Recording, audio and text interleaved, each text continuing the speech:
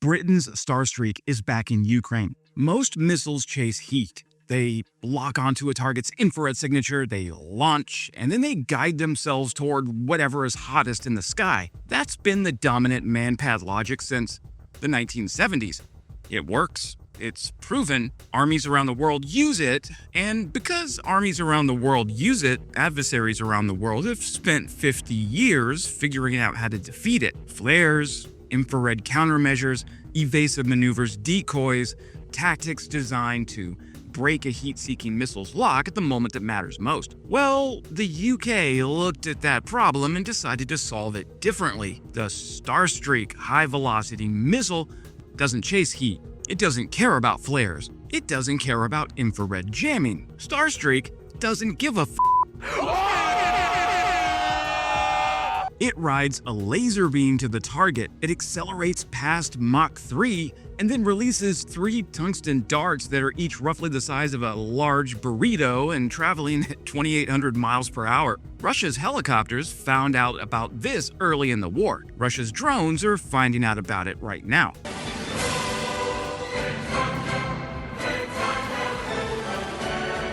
Hey friends, Wes here, defense journalist, Army and Air Force veteran, and today we're covering one of the most technically interesting British weapons in Ukraine's arsenal, the British murder pencil, Starstreak. Doesn't sound like a missile, it sounds like a transformer. But the weapon itself is not a toy. It's one of the nastiest close air defense systems in the Western inventory. And in 2026, Ukraine is using it in ways that are changing how NATO thinks about the low-altitude air defense problem. None shall pass. What? None shall pass. Let's start with what it actually is. Here's the question that makes Starstreak interesting. Everybody knows speed matters in air defense. Faster missile gives the target less time to react. But speed alone doesn't explain why Starstreak is different from other very short-range air defense systems. The difference is in the guidance, and the guidance is where Starstreak becomes genuinely strange because it solves a problem that heat-seeking missiles have never fully solved. What happens when the target knows you're coming and tries to fool you on the way in? Well, to understand why that matters, you need to understand how most manpads actually work. And then you need to understand why Starstreak threw that entire approach out the window and started from a different premise. A standard infrared manpad, your Stinger, your Igla, your Mistral, work on a simple principle. The missile has a seeker head that locks onto a target's heat signature before launch. The operator gets a tone, confirms the lock, fires the missile, and the missile autonomously chases the heat source to intercept. It is fire and forget. The operator can relocate the moment the missile leaves the tube. Now that's super useful. It keeps operators alive, it's fast, it doesn't require continuous target tracking after launch, but it creates a vulnerability that's been exploited for decades. If the missile's chasing heat, give it something hotter to chase. Flares are hot, they burn bright. A missile that's looking for the hottest thing in the sky can be drawn off target by a well-timed flare deployment. Add in infrared countermeasure systems, add evasive maneuvers timed to flare deployment, and suddenly, a heat-seeking missile's terminal phase becomes a negotiation rather than a certainty. Starstreak was built to end that negotiation. Starstreak uses laser beam riding guidance. The operator tracks the target through the site after launch, and the missile follows the guidance path projected by 2 onboard lasers that create a 2-dimensional matrix on the target. Thales, the manufacturer, says this makes Starstreak immune to known infrared and radio jamming countermeasures. The missile isn't looking for heat. It's just following a path defined by where the operator is pointing. Flares don't appear on that path. Infrared decoys don't appear on that path. The target can release every countermeasure in its inventory, and Starstreak doesn't notice because Starstreak wasn't asking the target any questions in the first place. It's not tracking a signature, it's tracking geometry. That's the fundamental difference. So let's walk through what happens from the moment of launch, because this is where Starstreak gets weird. The operator tracks the target through the aiming unit. When the trigger is pulled, the first stage rocket motor fires inside the tube, but it burns out before the missile fully exits. That's intentional.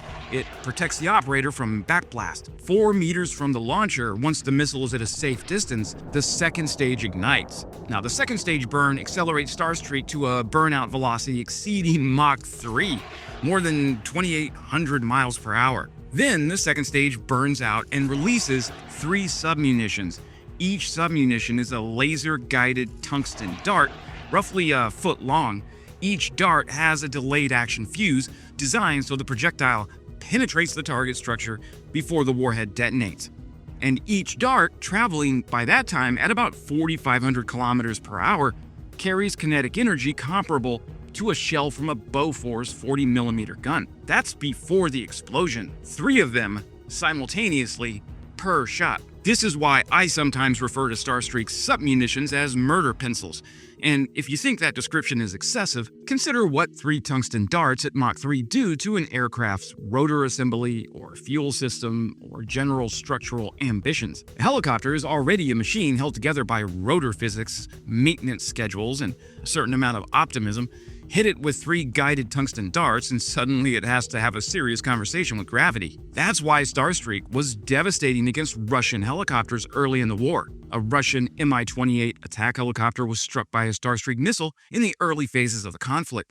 Before that, Starstreak had been a well-regarded British system that most people outside NATO hadn't thought much about. After that, people got very interested very quickly. Now, Starstreak can be fired from a shoulder launcher, which gives it genuine man-pad flexibility.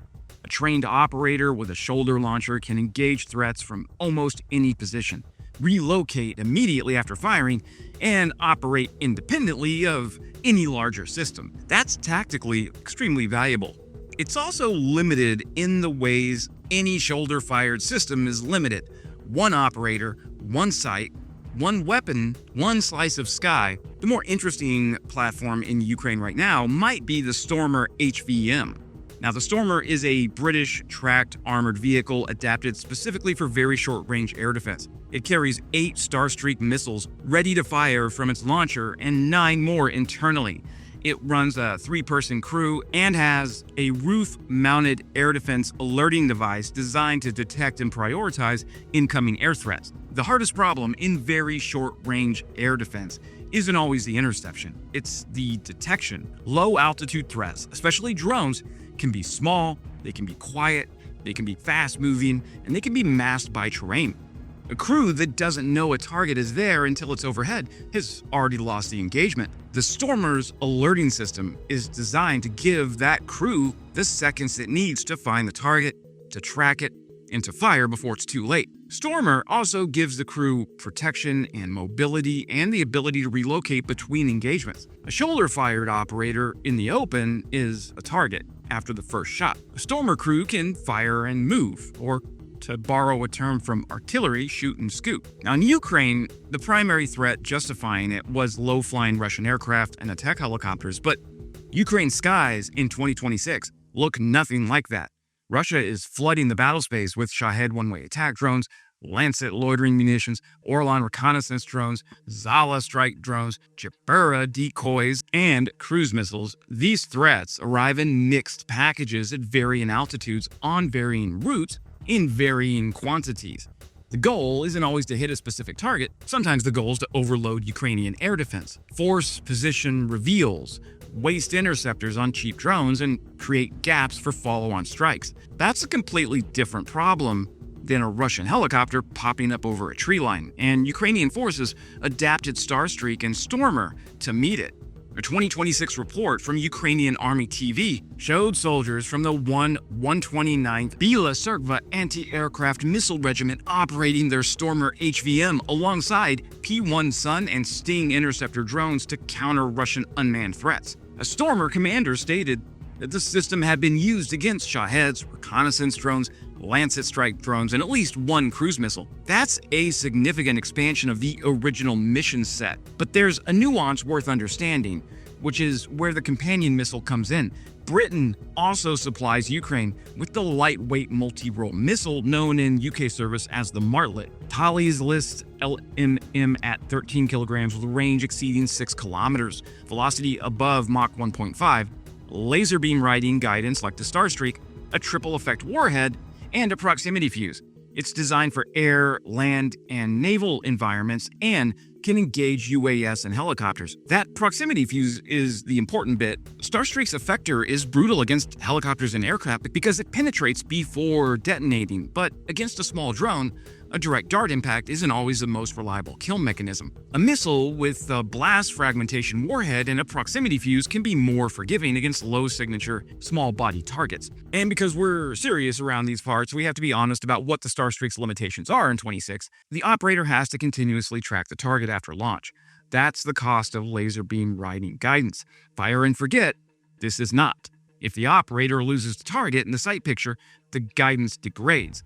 In a sky full of small, fast-moving, low-signature drones, maintaining a continuous optical tracking under pressure is genuinely hard. Weather can make a difference, visibility matters, smoke, dust, electronic countermeasures, targeting the operator's detection systems all matter. Starstreak is also not the cheapest interceptor in the ladder. Against a $500 commercial drone, the cost math gets uncomfortable fast. That's partly why the integration with interceptor drones is important. When the threat is cheap and small, don't use the expensive missile. And we don't have comprehensive data on Starstreak's kill rate against drone targets specifically. Ukrainian forces are using it. Commanders report using it against Shaheds and Lancets, but independent assessment of intercept rates is limited. This is war, after all, not a test range. So, Starstreak is highly capable. It's not a complete answer to Russia's drone strategy. Nothing is a complete answer to Russia's drone strategy, but that's the point of a layered system. Russia's low-altitude air campaign was built on a theory. That theory was that enough cheap drones, enough mixed packages, enough volume would eventually overwhelm Ukraine's defenses, exhaust its interceptors, drain its crews, and create enough gaps for lethal stuff to get through. It's not a stupid theory. Volume has real strategic weight, but it runs into a problem when the defender has a missile that doesn't care about countermeasures. A vehicle that can detect and engage before the crew even has time to get nervous, and 4 years of hard-won operational experience that no manual fully captures. Russia tried to flood the sky. Britain gave Ukraine something that knows how to sort through it. The darts are still tungsten, the guidance still laughs at flares, and the Stormer crews have gotten very good at finding things Russia would prefer they didn't find. And that's why I think the Starstreak, when paired with the right layered air defense system, is actually an amazing little bugger. Okay, that's it for today, my friends. If this was useful, please subscribe. I cover battlefield technology 4 times a week. For deeper analysis, I write on Substack 5 times a week. And if you want to support the work directly, memberships here at YouTube are about $3 a month.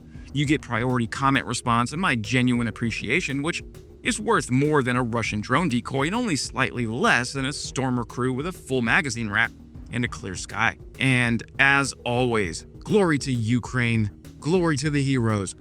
Crimea is Ukraine.